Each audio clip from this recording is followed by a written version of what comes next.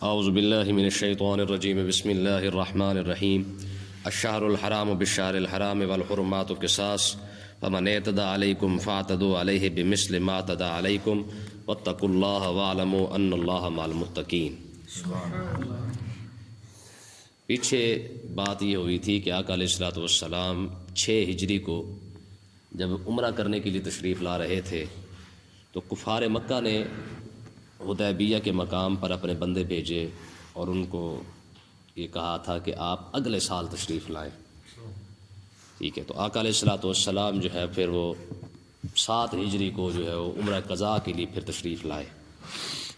تو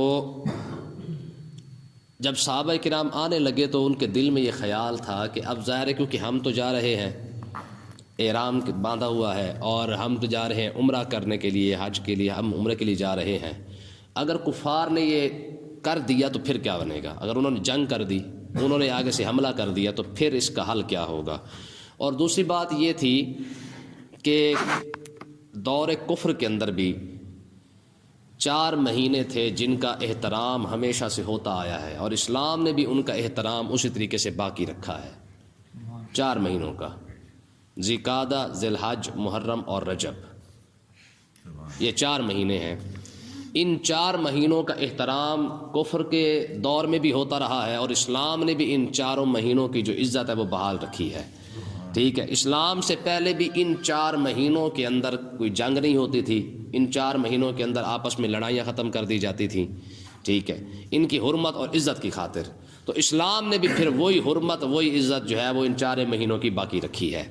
تو اب جب حرمت والے مہینوں کے اندر جب جا رہے تھے عمرہ کرنے کے لیے مسلمان، تو دل میں کھٹکا تھا کہ کفر کی طبیعت کے اندر میں نے آپ کو بتایا تھا کہ دھوکہ ہی دھوکہ ہے، ان کے اندر کبھی خیر نہیں ہو سکتی ہے، یہ ہمیشہ سے ایک لانتی قوم ہے، کفر نے ہمیشہ جب بھی چلی چلی ہے۔ تو اس وقت مسلمانوں کے دل میں یہ خیال تھا کہ اب کیا بنے گا اگر وہ ہم پر حملہ کر دے تو اس کا حل کیا ہوگا؟ ایک تو حرمت والے مہینے، اوپر سے ہم نے احرام باندھا ہوا، میقات سے جا کے جب ہم احرام باندھ لیں گے تو پھر حرم میں جا کے اس وقت کیا بنے گا؟ تو اللہ تبارک و تعالیٰ نے ارشاد فرمایا الشہر الحرام بالشہر الحرام، فرمایا کہ ماہ حرام کے بدلے میں ماہ حرام ہی ہے، والحرمات قصاص، اور ادب کے بدلے ادب ہی ہے۔ مطلب کیا ہے؟ مطلب یہ ہے کہ یہ جو حرمت والے مہینے 4 ہیں ان کی حرمت بھی اللہ تبارک و تعالیٰ نے ہی نازل فرمائی ہے، اور حرم کا جو ادب ہے کہ اس کے اندر شکار نہیں ہو سکتا، اس کے اندر کسی کے ساتھ زیادتی نہیں ہو سکتی ہے، اس کے ساتھ یہ معاملات نہیں ہو سکتے ہیں، فرمایا یہ حکم بھی اللہ تبارک و تعالیٰ نے ہی نازل فرمایا ہے۔ ٹھیک ہے، اب کیا ہے؟ فرمایا کہ جب اللہ تبارک و تعالیٰ نے حرم کی اور حرمت والے مہینے 4 مہینوں کی جب اللہ تبارک و تعالیٰ نے ان کو عزت عطا فرمائی ہے اور حرم کو بھی اللہ تبارک و تعالیٰ نے ہی حرم بنایا ہے، تو اب یہ رب ہی تمہیں اجازت عطا فرما رہا ہے کہ اگر وہ تم سے جنگ کرے تو حرم کے اندر تمہارے لیے بھی جنگ کرنا جائز ہے۔ بات سمجھ آئی کہ نہیں آئی؟ کیونکہ کسی بھی چیز کو حلال کرنا اور حرام کرنا یہ تو یا اللہ کے پاس ہے یا رسول اللہ کے پاس ہے۔ ٹھیک ہے نا جی، یہ طاقت یہ پاور جو ہے یا رب کے پاس ہے یا رسول اللہ کے پاس ہے۔ یحل لهم الطیبات ویحرم علیہم الخبائث، قرآن مجید کی یہ آیت ہے۔ میرے نبی کی یہ شان ہے کہ میرا نبی جس کی چیز کو چاہتا ہے حلال کر دیتا ہے، جس چیز کو چاہتا ہے حرام قرار دے دیتا ہے۔ ٹھیک ہے جی، مدینہ پاک کے حرم جو ہے، مدینہ پاک کا جو حرم ہے، آقا علیہ السلام نے خود اس کے بارے میں ارشاد فرمایا انی حرمت المدینہ کما حرم ابراہیم مکہ۔ آپ نے ارشاد فرمایا کہ پروردگار میں اس مدینے کو ایسے ہی حرم بنا رہا ہوں جیسے ابراہیم علیہ السلام نے مکے کو حرم بنایا تھا۔ ٹھیک ہے، تو اللہ تبارک و تعالیٰ نے ارشاد فرمایا میں اس کی حرمت، عزت، حلال اور حرام ہونا یہ اللہ اور اللہ کے رسول کے ذمہ ہے۔ جب اگر وہ تمہارے ساتھ جنگ کرتے ہیں تو یہ تمہارا رب تمہیں اجازت دے رہا ہے کہ اب انہوں نے تلوار اٹھائی ہے تو اب ان کو چھوڑنے کی ضرورت نہیں ہے۔ ہاں چھیڑو نہ، لیکن اگر چھیڑے تو پھر چھوڑو بھی۔ ہاں، یہ اصول ہے مسلمانوں کا، یہ اللہ تبارک و تعالیٰ نے عطا فرمایا کہ اگر وہ تم سے لڑتے ہیں تو پھر ان کا حل کیا ہے؟ فَإِن قَاتَلُوكُمْ فَاقْتُلُوهُمْ، اگر وہ تم سے جنگ کرے تو پھر ان کو چھوڑنے کی ضرورت، ہاں پھر امن کرنے کی ضرورت نہیں ہے، پھر تسبیح پکڑنے کی ضرورت نہیں ہے، پھر سیدھے ہو جاؤ۔ ٹھیک ہے، اور یہ کام وَاقْتُلُوهُمْ حَيْثُ ثَقِفْتُمُوهُمْ، جہاں ملے پھر ان طبیعت سٹ کر کے رکھ دو، گردن وہاں ہونی چاہیے، دھڑ وہاں ہونا چاہیے۔ لیکن آگے ذرا اسلام کی خوبصورتی دیکھیں، فرمایا فَمَنِ اعْتَدَىٰ عَلَيْكُمْ، جتنی زیادتی انہوں نے تمہارے ساتھ کی ہے، فَاعْتَدُوا عَلَيْهِ بِمِثْلِ مَا اعْتَدَىٰ عَلَيْكُمْ، جتنی زیادتی انہوں نے تمہارے ساتھ کی ہے تم بھی ان کے ساتھ اتنی کر سکتے ہو۔ مطلب کیا ہے؟ ذرا آپ اس کو سمجھے کہ اسلام کی خوبصورتی کس کو کہتے ہیں۔ جنگ کے بارے میں بیان کیا جا رہا ہے کہ تم ان کے ساتھ جنگ کر سکتے ہو، لیکن ساتھ ساتھ یہ بھی کہہ دیا گیا کہ حد سے زیادہ نہیں۔ مطلب ان کے بچوں کو قتل نہیں کرنا، ان کی عورتوں کو قتل نہیں کرنا، ان کے کسانوں کو قتل نہیں کرنا، حتیٰ کہ ان کے مولوی جو راہبر جو ان کے بنے بیٹھے ہیں، پادری وغیرہ ہیں جو چرچوں کے اندر بیٹھے ہیں، یا جو ان کے مولوی بن کے بیٹھے ہیں، ان کے مولویوں کو بھی قتل نہیں کرنا، درختوں کو نہیں کاٹنا۔ یہ ساری وہ چیزیں ہیں جو اللہ تبارک و تعالیٰ کے رسول نے جو جنگ کے احکامات بیان فرمائے ہیں۔ کیسی بات ہے؟ یعنی یار دیکھو یار، دنیا کا یہ واحد مذہب ہے کہ جنگ کے اندر بھی اصلاح دیکھو کیسی کی جا رہی ہے، کہ ایسا نہ ہو کہ جب تم تلوار اٹھاؤ تو پھر تم جناب اعلیٰ جو سامنے ہے اس کو رگڑ کے رکھ دو، نہ، فرمایا اس وقت بھی کیا کرو، واتقوا اللہ، اللہ سے ڈرنا۔ حالات جنگ کے اندر بھی تمہاری حالت یہ ہونی چاہیے، واتقوا اللہ، اللہ کا ڈر اس وقت بھی تمہارے دل کے اندر ہونا چاہیے، یعنی کسی عورت پر تمہارا ہاتھ نہ اٹھے، ٹھیک ہے۔ جب جناب ہندا رضی اللہ تعالیٰ عنہ، حضرت ابو سفیان رضی اللہ تعالیٰ عنہ کی زوجہ محترمہ ہے، جنگ احد کے اندر نا یہ حضرت ابو دجانہ کی تلوار کے نیچے آ گئی تھی، اور حضرت ابو دجانہ پتہ ہے کون بندہ ہے؟ یہ وہ بندہ ہے کہ آقا علیہ الصلوۃ والسلام نے ارشاد فرمایا، تلوار اٹھا کے حضور نے فرمایا اس تلوار کا حق کون ادا کرے گا؟ صدیق اکبر کھڑے ہو گئے، آپ نے فرمایا بیٹھ جاؤ۔ پھر حضور نے فرمایا اس تلوار کا حق کون ادا کرے گا؟ پھر عمر کھڑے ہو گئے، آپ نے فرمایا تو بھی بیٹھ جا۔ پھر حضور تیسری مرتبہ کھڑے فرمایا اس تلوار کا حق کون ادا کرے گا؟ حضرت ابو دجانہ کھڑے ہو گئے، چلو یا رسول اللہ اس کا حق کیا ہے؟ اس کا حق کیا ہے؟ پہلے حق بیان فرمائے۔ آقا علیہ السلام نے ارشاد فرمایا اس تلوار کا حق یہ ہے کہ اس کو چلا چلا کے اس کو ٹیڑھا کر دو، توڑ دو، اتنی تلوار چلاؤ کہ یہ ٹوٹ جائے یا ٹیڑھی ہو جائے۔ انہوں نے کہا یا رسول اللہ پھر مجھے عطا فرمائے۔ جب انہوں نے تلوار لی نا تو ان کے پاس ایک پٹی ہوتی تھی، پٹی کیا کہہ سکتے اس کو، ٹاکی کہہ لیں، پٹی کہہ لیں، لال رنگ کی۔ صحابہ کرام کہتے تھے کہ ہم اس کو موت کی پٹی کہتے تھے، یعنی جب حضرت ابو دجانہ نا اس کو ماتھے پہ یوں باندھا کرتے تھے، جب جنگ کرنے جاتے نا تو یوں باندھ لیتے، اور رکشے والے ہیرو نہیں باندھے ہوتی پٹی یوں کر کے، ہاں سو کی سمجھ لو ذرا، تو آپ نا وہ ماتھے پر یوں پٹی باندھتے، باندھنے کے بعد جب چلتے نا تو لوگ کہتے تھے کہ اب کیونکہ ابو دجانہ نے موت کی پٹی باندھ لی ہے، اب یا تو اگلے نہیں یا یہ نہیں۔ اور جب آپ لے کر تلوار لے کر نکلے نا تو آپ نے شعر پڑھا، فرمایا انا الذی عاہدنی خلیلی، میں نے اپنے دوست کے ساتھ یہ وعدہ کر رکھا ہے، نحن بالصفق لدن نخیلی اللہ اقوم الدہر فی القیولی اضرب بسیف اللہ والرسول۔ یہ شعر پڑھا آپ نے فرمایا انا الذی عاہدنی خلیلی نحن بالصفق لدن نخیلی، فرمایا میں نے اپنے خلیل کے ساتھ، اپنے دوست کے ساتھ یہ وعدہ کیا ہے، اللہ اقوم الدہر فی القیولی، جب تک یہ زمانہ سیدھا نہ ہوا، اضرب بسیف اللہ والرسول، یا پھر یہ زمانہ رہے گا یا ابو دجانہ رہے گا۔ سبحان اللہ۔ آپ چلتے جنگ کر رہے تھے، آپ کی تلوار کے نیچے، یعنی اسی تلوار کے نیچے حضرت سیدہ جناب ہند آ گئی، ایسے تلوار اٹھائی اور پھر روک لی، پیچھے کر لی۔ تو بعد میں کسی نے کہا ابو دجانہ ہم نے دیکھا تھا تمہارے تلوار کے نیچے ہند آ گئی تھی، چلائی کیوں نہیں؟ تو آپ نے فرمایا اکراما لسیف رسول اللہ صلی اللہ علیہ وسلم، کہا میں نے رسول اللہ کی تلوار کی عزت کرتے ہوئے نہیں چلائی کہ کل کوئی یہ نہ ہو کہ رسول اللہ کی تلوار سے ایک عورت بھی ماری گئی تھی۔ کیوں جی؟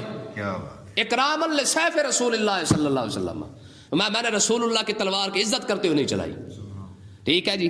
تو اللہ تبارک و تعالیٰ نے ارشاد فرمایا جنگ کرتے ہوئے بھی تم نے کیا کرنا ہے، واتقوا اللہ، اللہ سے ڈرنا ہے، اور وَاعْلَمُوا، دل دماغ کے کان کھول کے سن لو، ان اللہ مع المتقین، رب ڈرنے والوں کے ساتھ ہے۔ حالت جنگ میں بھی جو امن کو نہ بھولے، حالت جنگ کے اندر جو اعتدال کو نہ بھولے، حالت جنگ کے اندر یار جو جن کو یہ اصلاح کی جا رہی ہے، فرمایا خبردار فلانا فلانا کام نہیں کرنا ہے۔ دنیا کا کوئی اور مذہب ہے جو جنگ کے یہ معاملات بتاتا ہو؟ ٹھیک ہے جی، یار حد والی بات دیکھیں، یہاں تک حکم ہے کہ تم درختوں کو نہیں کاٹ سکتے، یہاں تک حکم ہے کہ تم فصل کو نہیں اجاڑ سکتے، یہاں تک حکم ہے کہ اگر ان کے کسان اپنی زمینوں کے اندر کام کر رہے ہیں تو ان کو قتل نہیں کر سکتے۔ دنیا کا کوئی مائی کا لال کوئی مذہب تو لے کے آئے نا جو جنگ کے اندر بھی ایسے قوانین جن کے بنائے گئے ہو، یہ واحد اسلام یہ ہے، جنگ کرتے ہوئے بھی یہ قانون بناتا ہے، ٹھیک ہے؟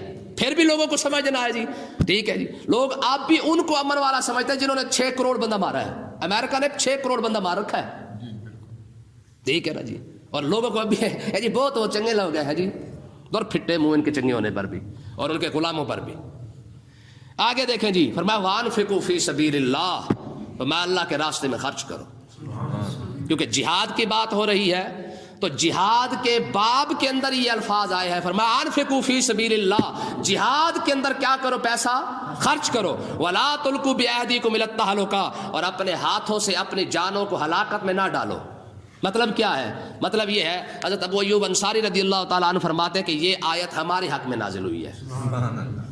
حضرت ابو ایوب انصاری میزبان رسول، 6 مہینے جنہیں آقا علیہ الصلوۃ والسلام کی میزبانی کی ہے، یہ آئے آقا علیہ الصلوۃ والسلام کے مزار مقدس پر آ کر نہ ایسی اوپر سے اپنے آپ کو ڈالا، جفا ڈال لیا، جفا سمجھتے نا،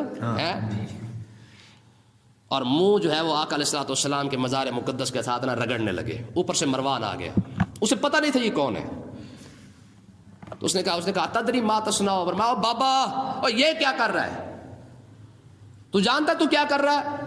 آپ نے فرمایا ما جئت صنما و ما جئت لبنا انما جئت رسول اللہ صلی اللہ علیہ وسلم، ٹھیک ہے؟ میں تو آیا بڑا شیخ الحدیثہ، فرمایا سن مجھ سے میں کون ہوں۔ جب بابے نے منہ اٹھایا تو مروان کانپنے لگا، بھئی یہ کون ہے؟ یہ تو میزبان رسول ہے، حضرت ابو ایوب انصاری ہے، ٹھیک ہے؟ کہا ما جئت صنما، میں مجھے پتا میں کیا کر رہا ہوں، ٹھیک ہے؟ میں کسی پتھر کے پاس نہیں آیا، ما جئت لبنا، میں کسی جناب مٹی کے پاس نہیں آیا، انما جئت رسول اللہ، میں تو اپنے نبی کے پاس آیا، ٹھیک ہے؟ تو ہمیں دین سکھائے گا، بات سمجھ آئی کہ نہیں آئی؟ حضرت ابو ایوب انصاری فرماتے ہیں کہ جب ہم پہلے اسلام کے لیے لڑتے رہے تو کیا ہوا، ہمارا مال کافی سارا خرچ ہو گیا، پیسہ خرچ ہو گیا، تو بعد میں لوگ کافی سارے کلمہ بھی پڑھ چکے تھے، تو ہم نے نا آپس میں بیٹھ کے گپے شپے لگائی، آپس میں بیٹھ کے ہم نے کہا کیونکہ اب لوگوں نے کافی سارا لوگوں نے کلمہ پڑھ لیا ہے، تو اب جتنا ہمارا پیسہ جنگوں کے اندر یا اسلام کے لیے لگ چکا ہے نا، اب ہم تھوڑا سا تجارت کے اوپر زور لگاتے ہیں، دوبارہ پیسہ اکٹھا کر لیتے ہیں، اور اب ہمیں جو ہے وہ دوبارہ پیسہ لگانے کی ضرورت نہیں ہے، اب کیونکہ دوسرے لوگ آ چکے ہیں وہ پیسہ خرچ کریں گے۔ تو اللہ تبارک و تعالیٰ نے ارشاد فرمایا لا تلقوا بایدیکم الی التہلکہ، اسلام کے اوپر پیسہ خرچ کرنے کو روک کر اپنے جانوں پر ظلم نہ کرو۔ تو اس کا مطلب کیا ہے؟ اس کا مطلب یہ ہے کہ اسلام پر پیسہ خرچ کرنا یہی انسان کے لیے جو ہے وہ فائدہ مند ہے، اسلام کے لیے پیسے کو روک دینا یہ ظلم ہے اور اپنے آپ پر ظلم ہے، بات سمجھ آئی کہ نہیں آئی؟ اور قرآن مجید کے اندر جہاں بھی آیا نا انفقوا فی سبیل اللہ، اللہ کے راستے میں خرچ کرو، اس سے مراد صرف اور صرف جہاد ہے۔ اور آج کیونکہ جہاد کی نوعیت کیا ہے، کیونکہ ہماری مجاہدین کیونکہ جنگ نہیں کر رہے، تو اب کیا ہے، اب حکم یہ ہے، علماء فرماتے ہیں کہ اب وہ عالم دین جو اللہ اور اللہ کے رسول کی شریعت کو بیان کر رہا ہے، اس کی ذات پر خرچ کرنا یہ جہاد فی سبیل اللہ ہے۔ سمجھ آئی کہ نہیں کہ امام مالک رحمۃ اللہ علیہ کا فتویٰ ہے، فرمایا وَيَجُوزُ أَخْذُ الزَّكَاةِ لِلْعَالِمِ لَوْ كَانَ غَنِيًّا، فرمایا کہ عالم دین ہو، شریعت مطہرہ کو بیان کرے، اگر پیسے والا بھی ہو اس پر بھی خرچ کرنا یہ بھی ثواب ہے، ٹھیک ہے؟ تو علماء پر خرچ کرنا یہ جہاد ہے، سمجھ آئی کیوں نہیں آئی؟ ہاں، علماء کی کتابیں، ان کے کپڑے، ان کا جوتا، ان کی زندگی کے اوپر جتنے معاملات ہیں، فرمایا عالم دین پر خرچ کرنا کیا ہے؟ تو ساڑھے واری کوئی نہیں کھاندی گل، ٹھیک ہے؟ ہاں، ہم دے کے چڑھا سکتے ہیں، دے کے جتنی مرضی ہم سے لگوا لو، تو کیا مطلب ہے؟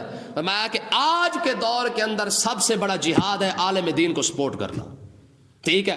وہ مدرسے، وہ مدارس جہاں پہ اللہ اور اللہ کے رسول کا کلام پڑھایا جا رہا ہے، وہ طالب علم جو پڑھ رہے ہیں، صرف اور صرف انہی پر خرچ کرنا، فرمایا یہ جہاد فی سبیل اللہ ہے، ٹھیک ہے؟ باقی کسی اور معاملے میں خرچ کرنا جہاد نہیں ہے۔ کیوں؟ کیونکہ یہ وہ لوگ ہیں جو بیٹھ کر اللہ تبارک و تعالیٰ کا، اللہ اور اللہ کے رسول کے لیے ایسے لوگ تیار کر رہے ہیں جنہوں نے آگے چل کے دین کا کام کرنا ہے، ٹھیک ہے؟ تو سب سے بڑا جہاد یہ ہے کہ کسی بھی شخص کو دین کے لیے تیار کیا جائے، تو ظاہر ہے وہ مدارس ہی ہیں، وہ علماء ہی ہیں، ٹھیک ہے جی؟ اور اس لیے علماء فرماتے ہیں کہ حضرت عبداللہ بن مبارک کا قول ہے، حضرت عبداللہ بن مبارک فرماتے ہیں خدا کی قسم اگر علماء نہ ہوتے تو لوگ جانور ہوتے.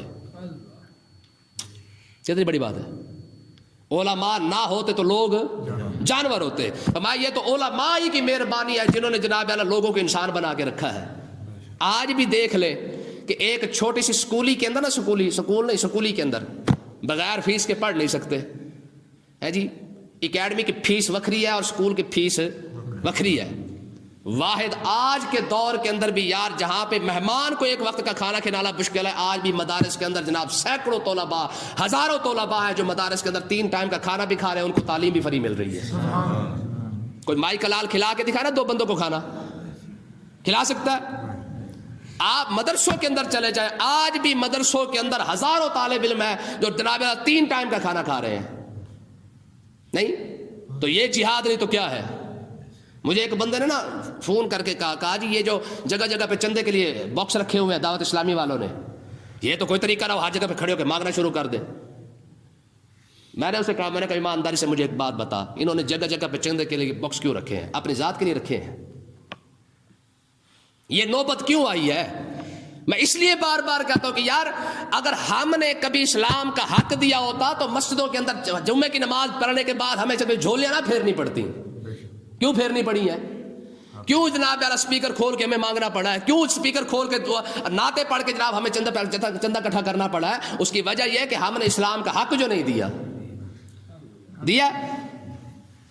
اسلام کا حق دیا ہوتا تو جمعے کے بعد کبھی جھولیاں نہ پھرتی مسجدوں کے اندر.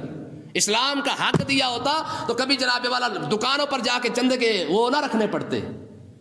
تو اللہ تبارک و تعالیٰ نے ارشاد فرمایا کہ لا تلقوا بأیدیکم الی التہلکہ، فرمایا اسلام سے اپنے مال کو روک کر جو ہے وہ تم اپنے آپ پر ظلم. مدینہ منورہ کے اندر جب صحابہ کرام گئے نا تو منافقین نے کہا ہے لا تنفقوا علی من عند رسول اللہ، فرمایا کہ اب ہم نے صحابہ پر جو ہے وہ خرچ نہیں کرنا. یہ منافقین کہنے لگے جی ہم نے ان پر خرچ نہیں کرنا، کیونکہ ہم ان پر خرچ کرتے ہیں تو اس وجہ سے کیا ہے یہ جناب ہمارے اوپر جو ہے وہ مسلط ہو گئے ہیں.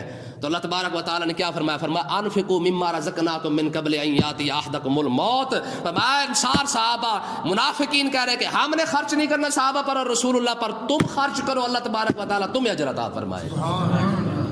سمجھ آئی کہ نہیں آئی؟